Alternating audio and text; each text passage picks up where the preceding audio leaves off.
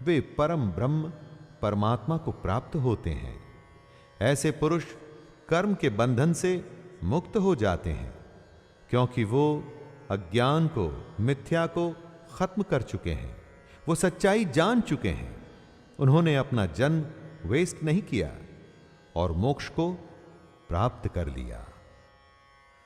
तो दोस्तों, ये था भगवत गीता का 13वां अध्याय। इस अध्याय में क्षेत्र और क्षेत्रज्ञ, पुरुष और प्रकृति की बात की गई।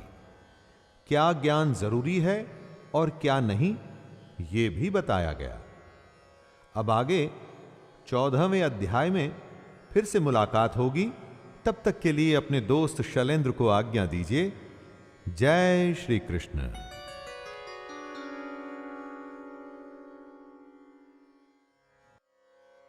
भगवत गीता अध्याय 14। जय श्री कृष्ण। दोस्तों, सुनते सुनते भगवत गीता के 14वें अध्याय पर आ पहुंचे हैं। इस अध्याय का नाम है गुणत्रय विभाग योग, सत, रज और तम। इस दुनिया में ये जो भी खेल हो रहा है ना, सारी राजनीति, सारे रिश्ते, सारा काम धाम, सब इन्हीं तीनों गुणों का कमाल है। और ये बात भगवान श्री कृष्ण अर्जुन को स्वयं बता रहे हैं। मैं शैलेंद्र भारती आपका इस अध्याय में हार्दिक स्वागत करता हूं। आइए प्रारंभ करते हैं भगवत गीता का अध्याय 14, गुणत्रय विभाग योग। श्री भगवानुवाच परं भूयः प्रवक्ष्यामि ज्ञानानं मानमुत्तमं यज्ञात्वा मुनयः सर्वे परां सिद्धिमितो गतः। ज्ञान उस जल धारा की तरह है जो बड़े से बड़े पत्थर पर अपना प्रभाव छोड़ जाता है, लेकिन तभी जब वो निरंतर होता है। ज्ञान की साधना आसान नहीं है, लगे रहना पड़ता है। ऐसा ही कृष्ण इस श्लोक में कह रहे हैं। हे अर्जुन, समस्त ज्ञानों में भी सर्वश्रेष्ठ इस परम ज्ञान को मैं तेरे लिए फिर से कहता हूं। फिर से उस ज्ञान को बताएंगे जिसे जानकर बड़े बड़े ऋषि मुनि सिद्धि को प्राप्त हो गए थे। दोस्तों, कार चलती है, लेकिन यह पता नहीं होता कि कहां जाना है। इसका ज्ञान उस ड्राइवर को ही होता है जो उसे चला रहा होता है। अगर आप चाहते हैं कि आप में और बिना ज्ञान के काम करने वाले में फर्क हो, तो ज्ञान हासिल करने की कोशिश करिए। इदं ज्ञानमुपाश्रित्य मम साधर्म्यमागताः सर्गेऽपि नोपजायन्ते प्रलयेन व्यथन्ति च।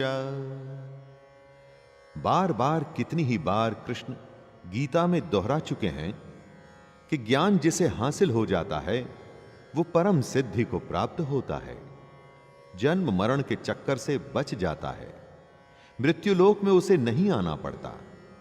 अगर इतनी बार कृष्ण ने कहा है तो स्वाभाविक ही है कि यह सबसे बड़ी बात होगी।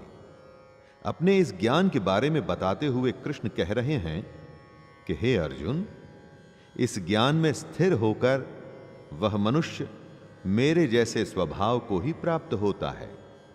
वह जीव न तो सृष्टि के प्रारंभ में फिर से उत्पन्न होता है और न ही प्रलय के समय कभी व्याकुल होता है।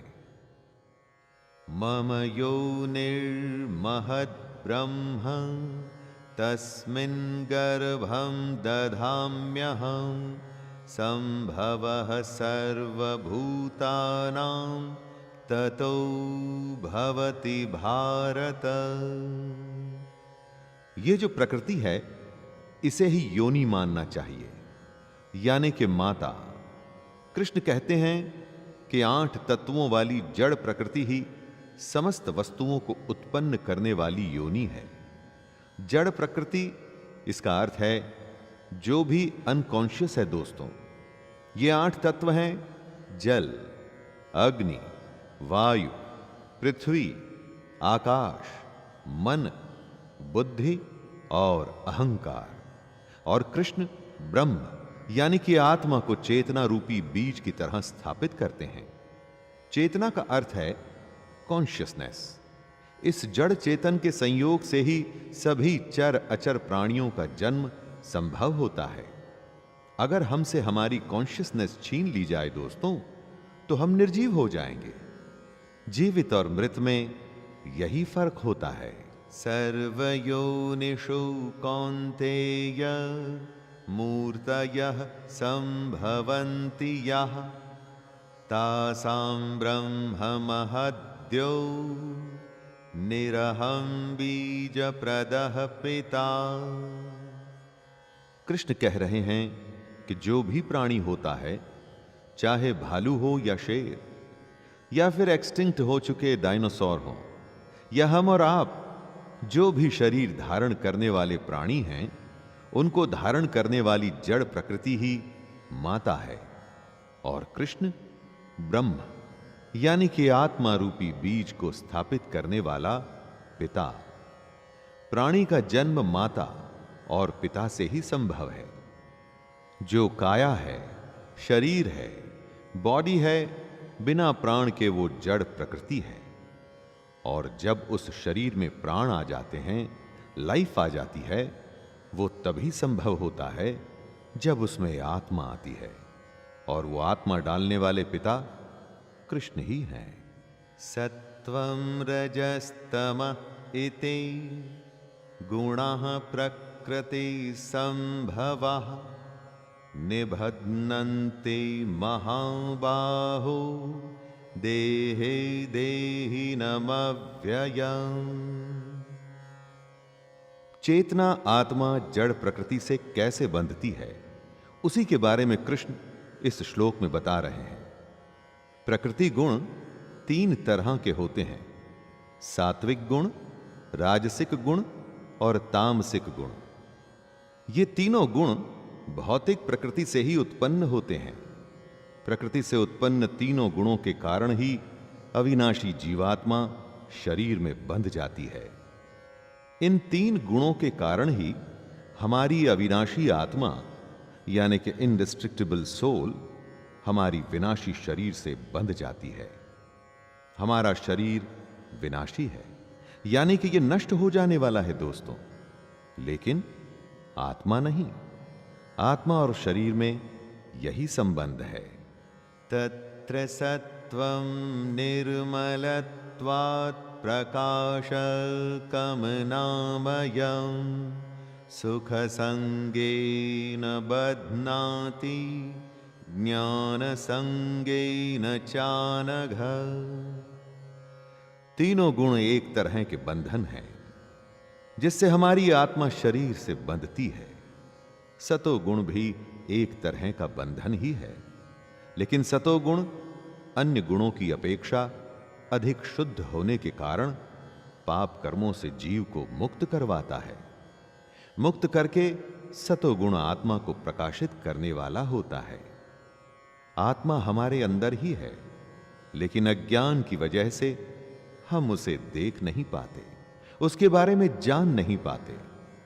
सतोगुण हमको अज्ञान से दूर कर हमारा साक्षात्कार हमारी ही आत्मा से कराता है। क्योंकि सतोगुण भी बंधन ही है, तो इस गुण से जीव सुख और ज्ञान के अंधकार में बंध जाता है। रजोरागात्मकं विद्धि तृष्णा संग समुद्भवं तन्निबध्नाति कौन्तेय कर्म संगेन देहिनम्। जो आपको प्राप्त नहीं, उस वस्तु को प्राप्त करने की कोशिश तृष्णा होती है, और जो प्राप्त हो जाए उससे मोह को आसक्ति कहते हैं। इस श्लोक में कृष्ण रजोगुण के बारे में बता रहे हैं। रजोगुण कामनाओं और लोभ के कारण उत्पन्न होता है। इच्छाओं और लोभ के कारण ही हमारे अंदर रजोगुण आता है। इसी रजोगुण के कारण ही शरीरधारी जीव सकाम कर्मों में बंध जाता है। सकाम कर्म यानी कि कर्म करते हुए फल की अभिलाषा करना। रजोगुण हमें इस फल से बांधता है। कुछ गिनती के लोगों को छोड़ पूरी दुनिया कर्म के फल से बंधी हुई है और उसकी वजह रजोगुण ही है। तमस्त्वज्ञानजं विद्धि मोहनं सर्वदेहिनां प्रमादालस्य निद्राभिस्तन्निबध्नाति भारत। तमोगुण को समझाते हुए कृष्ण कहते हैं कि शरीर के प्रति मोह के कारण अज्ञान से जो उत्पन्न होता है उसे तमोगुण कहते हैं। इसी तमोगुण के कारण जीव प्रमाद में आता है, यानी कि पागलपन में बेकार के काम करने की प्रवृत्ति में आता है। तमोगुण से ही आलस्य होता है, यानी कि आज के काम को कल पर टालने की प्रवृत्ति। और निद्रा भी तमोगुण का ही लक्षण है। निद्रा का अर्थ है अचेत अवस्था में न करने योग्य कार्य करने की प्रवृत्ति। कितनी ही बार कितने ही लोग मशीन की तरह बस काम करते रहते हैं दोस्तों, बिना सोचे समझे, किसी पागलपन, लालच या अज्ञान में बस लगे रहते हैं। वो प्रमाद और निद्रा का मिश्रण है और इसकी वजह होती है तमोगुण। सत्वं सुखे संजयते रजः कर्मणि भारत ज्ञानमावृत्य तु तमः प्रमादे संजयत्युत। तीनों सात्विक गुण, राजसिक गुण और तामसिक गुण बंधन है। सतोगुण मनुष्य को सुख में बांधता है। वो प्राणी को शाश्वत सच को ढूंढने के लिए प्रेरित करता है, जबकि रजोगुण मनुष्य को सकाम कर्म में बांधता है। रजोगुण से प्राणी बस काम के फल के बारे में, आगे होने वाले फायदे के बारे में या हो चुके नुकसान के बारे में ही सोचता रहता है और फिर पहले से भी ज्यादा प्राप्त करने के लिए और कर्म करता है। लेकिन कर्म के लिए कर्म नहीं, बल्कि फल के लिए कर्म करता है। और तमोगुण मनुष्य के ज्ञान को ढककर प्रमाद में बांधता है। पागलपन की स्थिति, केयरलेसनेस की अवस्था, नशे की हालत ही प्रमाद होती है दोस्तों। रजस्तमश्चाभिभूय सत्वं भवति भारत रजः सत्वं तमश्चैव तमः सत्वं रजस्तथा। लेकिन सत, रज और तम होते तो तीनों एक ही स्थान पर हैं, एक ही हृदय में, तो फिर अलग अलग कैसे बढ़ जाते हैं? उसे बताते हुए कृष्ण कहते हैं, रजोगुण और तमोगुण के घटने पर सतोगुण बढ़ता है, सतोगुण और रजोगुण के घटने पर तमोगुण बढ़ता है। इसी प्रकार तमोगुण और सतोगुण के घटने पर रजोगुण बढ़ता है। हर गुण बाकी दोनों को दबाकर खुद को बढ़ाने की कोशिश करता है। दोस्तों, जब भी आप कुछ सोच रहे हैं, कुछ काम कर रहे हैं या करने जा रहे हैं, तो सोचने की कोशिश कर सकते हैं कि उस समय आप पर कौन सा गुण प्रभावी हो रहा है। सर्वद्वारेषु देहेऽस्मिन् प्रकाश उपजायते ज्ञानं यदा तदा वेद्यात् ववृद्धं सत्वमित्युत। किस समय आप पर कौन सा गुण प्रभावी है, उसको जानने का तरीका बताते हुए कृष्ण कहते हैं कि जिस समय इस शरीर के सभी 9 द्वारों में ज्ञान का प्रकाश उत्पन्न होता है, उस समय सतोगुण विशेष बुद्धि को प्राप्त होता है। हमारे शरीर में 9 द्वार हैं, 2 आंखें, 2 कान, 2 नथुने, मुख, गुदा और उपस्थ। इन्हीं 9 द्वारों से हम इस दुनिया के समक्ष होते हैं। ये सारे दरवाजे बाहर की दुनिया की तरफ खुलते हैं।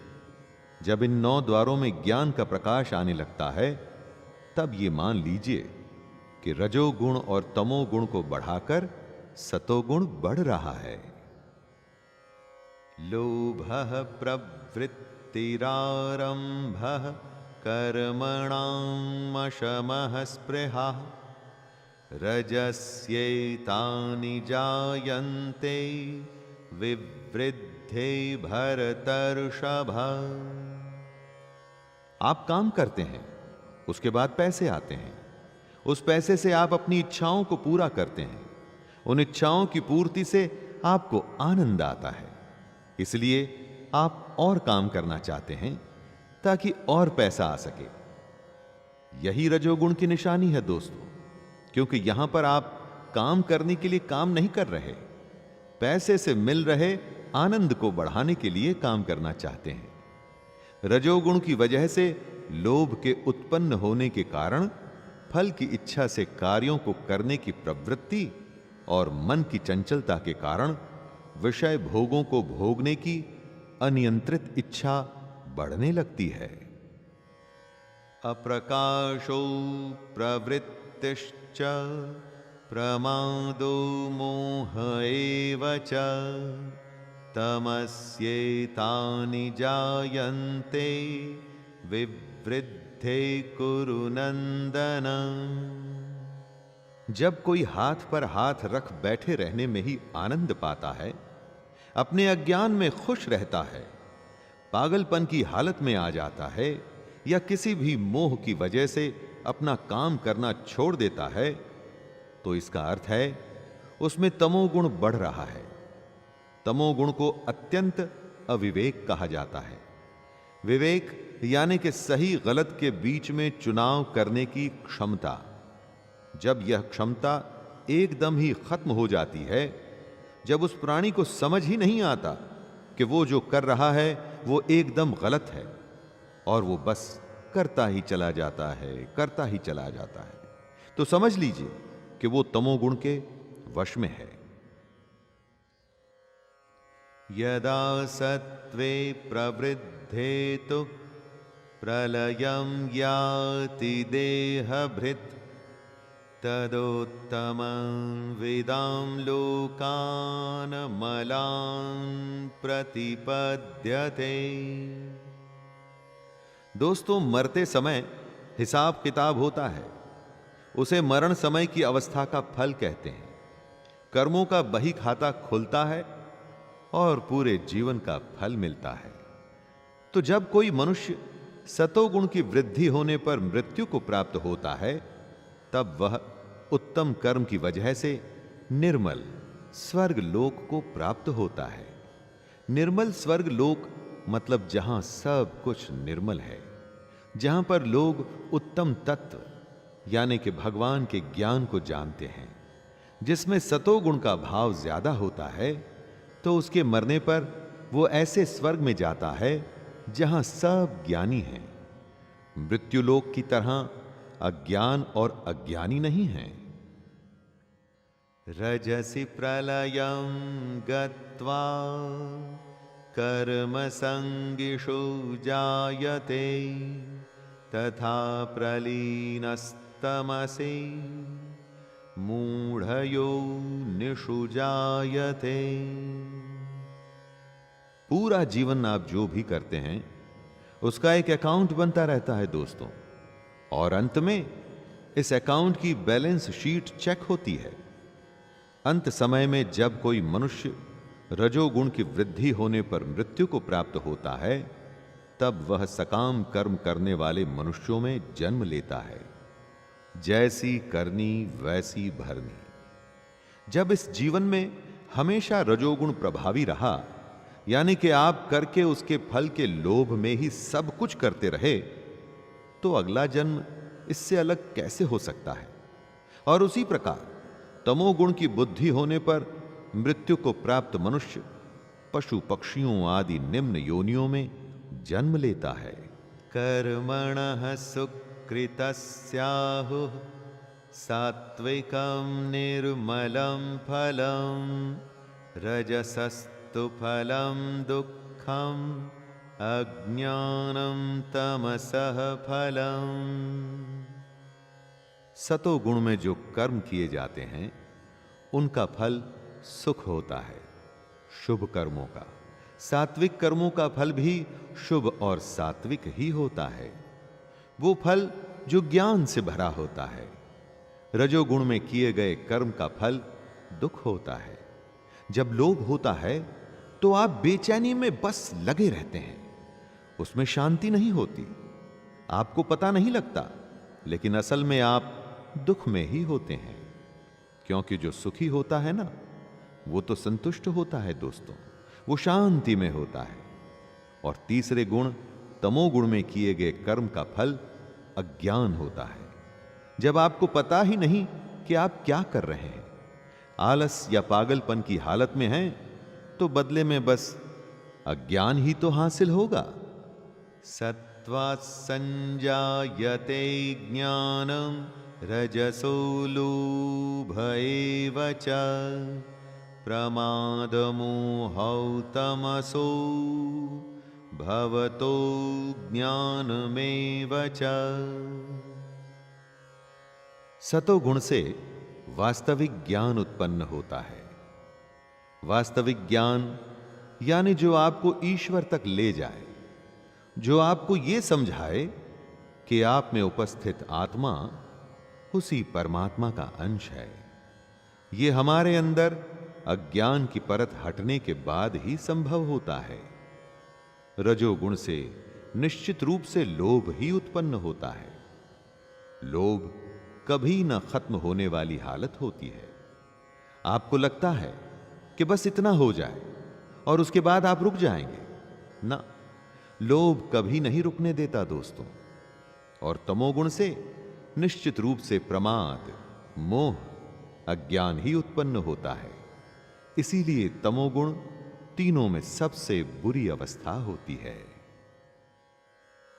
ऊर्ध्वं गच्छन्ति सत्त्वस्था मध्ये तिष्ठन्ति राजसाः जघन्यगुणवृत्तिस्था अधो गच्छन्ति तामसाः।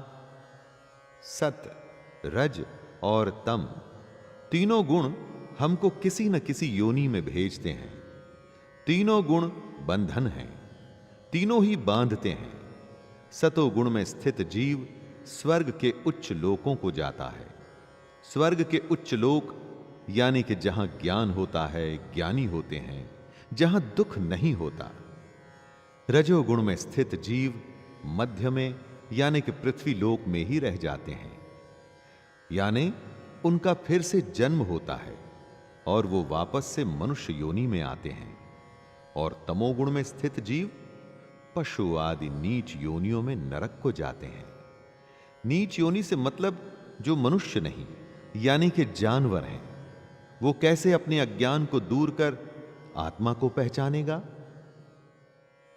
नान्यं गुणेभ्यः कर्तारं यदा दृष्टानुपश्यति गुणेभ्यश्च परं वित्ति मद्भावं सोऽधिगच्छति। अगर सत, रज और तम तीनों ही बंधन हैं और ये हम में प्रकृति के कारण होते ही हैं, तो आपको लगेगा कि इनसे बचना संभव नहीं, किसी न किसी बंधन में बंधेंगे। परंतु ऐसा नहीं है दोस्तों। जब कोई मनुष्य प्रकृति के तीनों गुणों के अतिरिक्त अन्य किसी को करता नहीं देखता है और स्वयं को ही दृष्टा रूप से देखता है, तब वह प्रकृति के तीनों गुणों से परे स्थित होकर कृष्ण को, परमात्मा जानकर उसके दिव्य स्वभाव को ही प्राप्त होता है। आपको लगता है कि करने वाले आप हैं, यही भूल है। करने वाले ये तीनों गुण हैं। जब आप इस बात को समझकर दृष्टा बन अपने इन गुणों को पहचान कर इन्हें देखने लगते हैं, तब आपको ज्ञान की प्राप्ति होती है। गुणानेता नतीत्य त्रिंदेहि देह समुद्भवान् जन्म मृत्यु जरा दुःखैर् विमुक्तो मृतमश्नुते।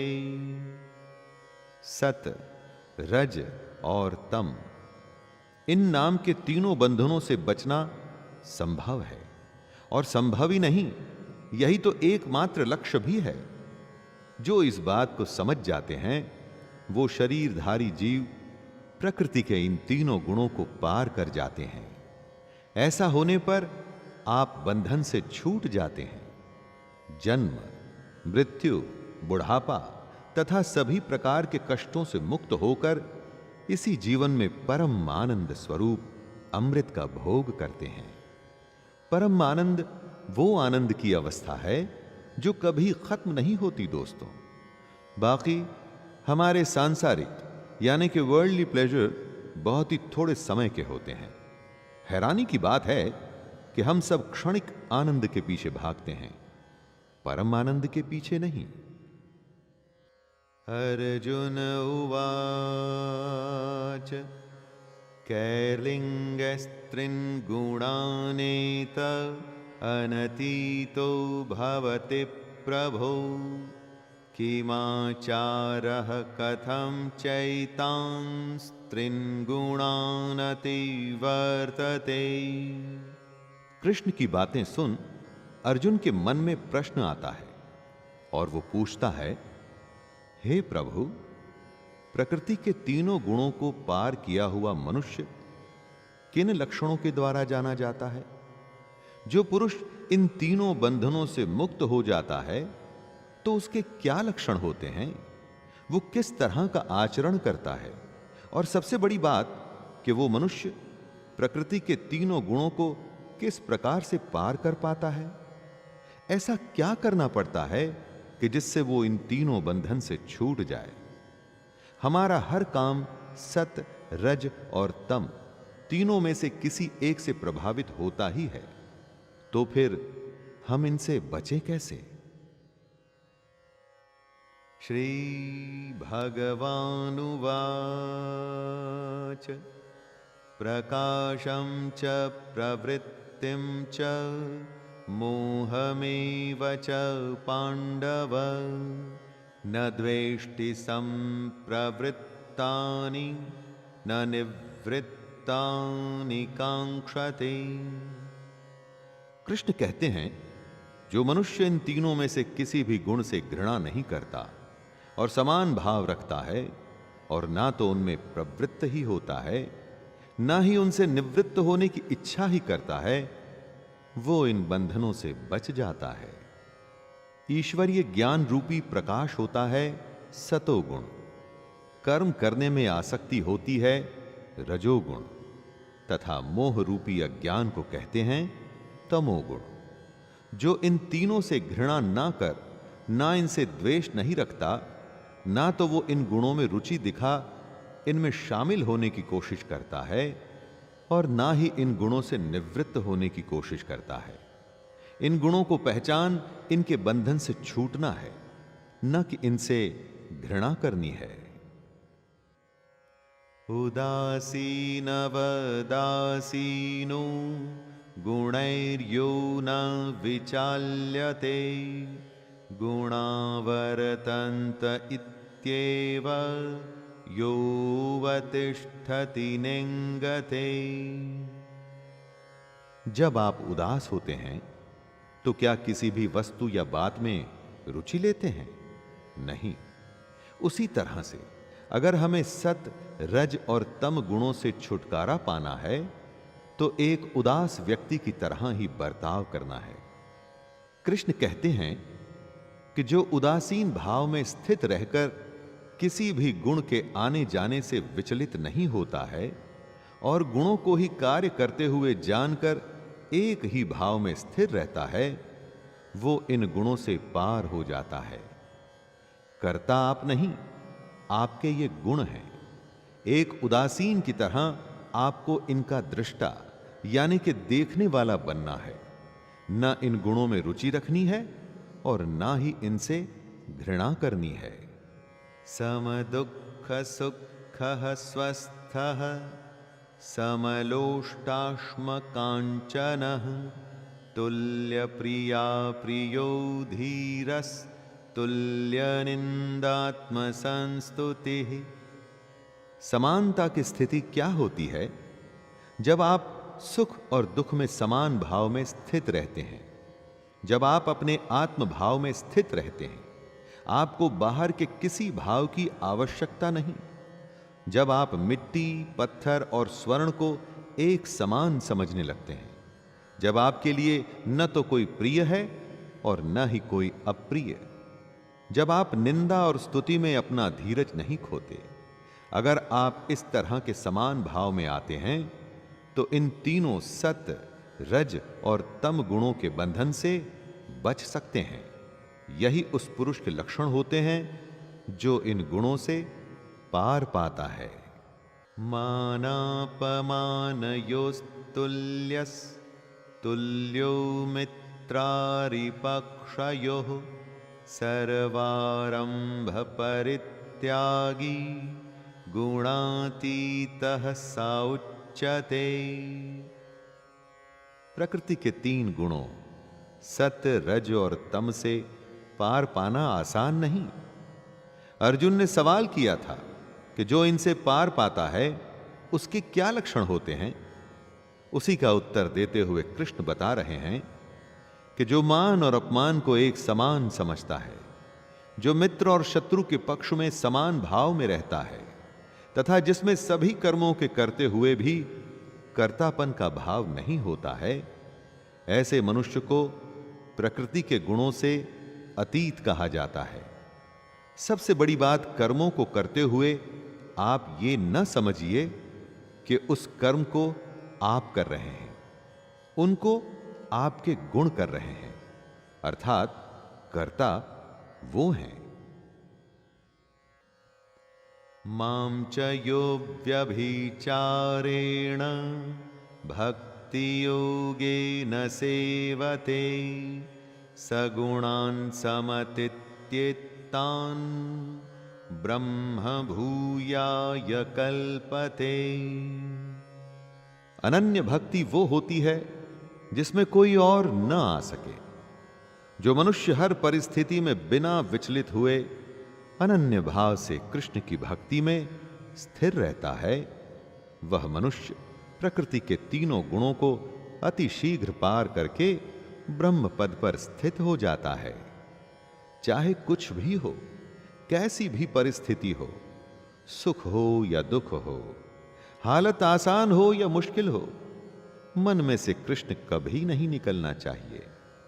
यहां पर कृष्ण से मतलब परमात्मा भी है दोस्तों, और आपका कर्म भी, जिसे आपको कर्तव्य की तरह करना है।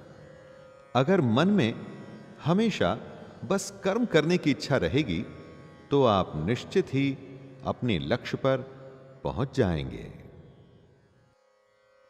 ब्रह्मणो हि प्रतिष्ठाहं मृतस्य व्ययस्य च शाश्वतस्य च धर्मस्य सुखस्यैकान्तिकस्य च।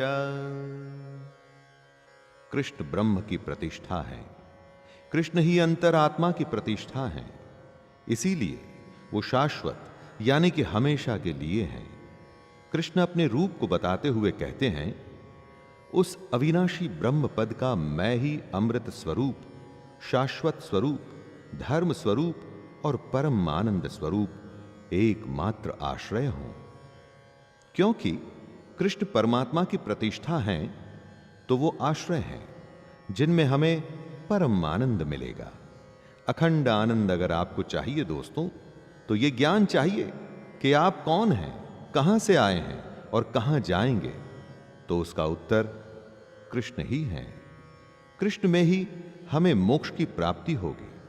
कृष्ण से ही आपको सब कुछ मिलेगा, और जो मिलेगा वो भी कृष्ण ही है। तो दोस्तों, ये था गीता का 14वां अध्याय। इस अध्याय में उन्होंने प्रकृति के 3 गुणों को खोल के हमारे सामने रखा। कैसे ये गुण ही हमारे कर्म के कर्ता होते हैं, हम नहीं। इन्हीं गुणों के खेल से निकलकर, इस बंधन से छूटकर हम मोक्ष को पा सकते हैं। तो अगले अध्याय में फिर से भेंट होगी। तब तक के लिए अपने दोस्त शैलेंद्र भारती को आज्ञा दीजिए। जय श्री कृष्ण। भगवद गीता अध्याय 15। दोस्तों, कौन हैं हम, कहां से आए हैं, कहां को जाना है? कभी तो यह सवाल आपके मन में भी आया ही होगा। अगर नहीं आया तो आपको सोचना चाहिए